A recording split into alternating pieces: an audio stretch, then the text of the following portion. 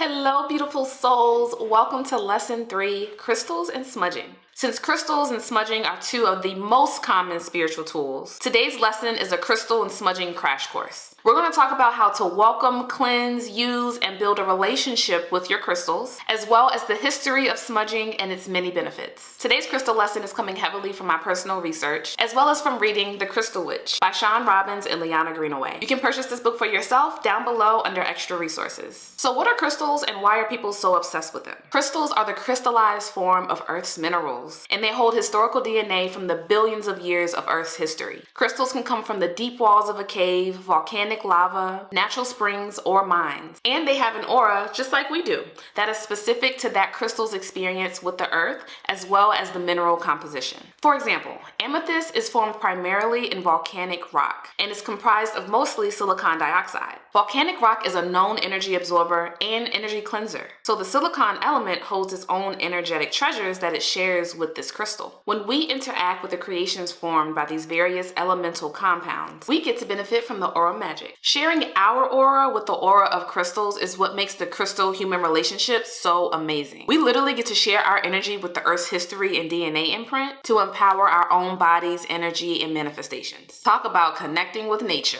So let's talk about caring for your crystals and building a relationship with them. First things first, cleansing and empowering. Cleansing your crystals removes any energies that may have been imprinted on them before they got to you, such as people picking them up in the store, energies that they had in transit, or even the energy of the store that they were sitting in. This is super important to ensure that you're only working with the energy of the crystal itself and not these other outside energies. Consider doing a smoke cleanse by wafting it in incense smoke or sage, putting it out under a full moon, or rinsing it in ocean water or salt water that you make at home. A palm of sea salt with a quart of water. Do your research on your crystal first because not all crystals can be submerged in water. You can also submerge your crystals in pure sea salt for a few hours. The sea salt will absorb any foreign energies out of that crystal and should be thrown away after each use. Sound cleansing with sound bowls or burying your crystal in the earth is also a good option. So after you've cleansed your crystals, now you're ready to empower them. This imprints your energy onto the crystal so that the crystal's aura and your aura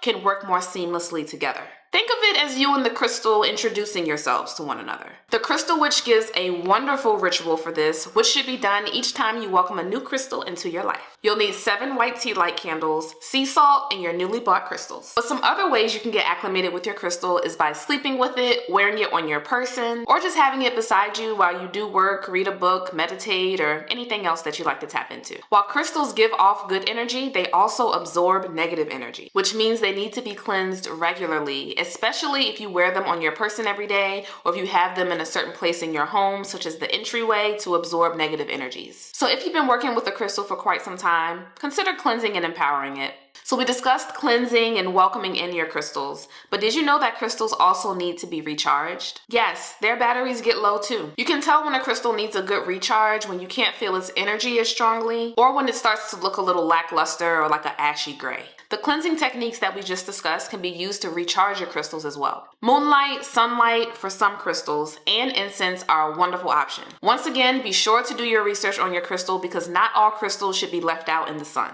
Now, what if you want to use your crystals for a spell or a ritual? Well, you definitely want to make sure you cleanse them and empower them first. That way they can be nice and clean and nice and strong for your spell. If you do decide to use crystals for your spell work, be sure to keep that crystal nice and close to you because that crystal is supercharged from that spell's magic energy. Now, we're about to get a little more serious with this next topic. Smudging. Smudging is a sacred, age-old practice originating from Native American culture.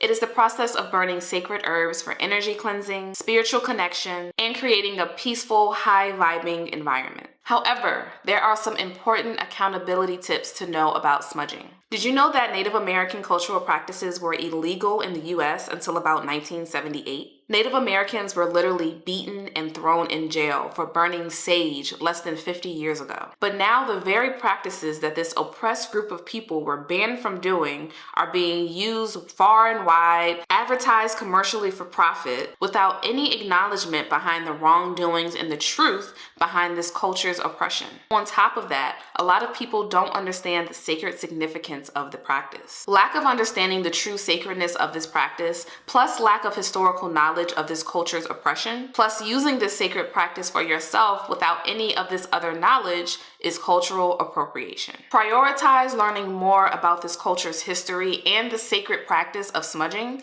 but here's a quick background. Native American cultures view sage as more than just a plant. It is a medicine and a gift from the earth and should be honored and respected as such. Burning sage is seen as taking the plant's life, but also giving it new life as it transitions into smoke. And that smoke gives new life to the person burning it and to the environment that the smoke is in. Smudging should begin with honoring the plant, its life, and its properties, and thanking it for the gift that it is giving to us in that ritual. Today, smudging is seen as being used only for clearing out negative energy, but historically, it has also been used to welcome in the good, bask in joy, and connect with the spiritual realm. Additionally, because of the mass use of sage and palo santos for smudging, the herbs have become harder and harder for Native Americans to harvest themselves. Which leads me into these next 3 important points to remember when tapping into a sacred practice that does not belong to our own cultures. Number 1, you can use other herbs such as eucalyptus or incense to get the same effect as burning sage. Number 2, if you prefer to use sage, be sure that you're purchasing from Native American businesses to keep that cash flowing within the Native American community. Or you can grow and harvest the herb yourself in your own garden.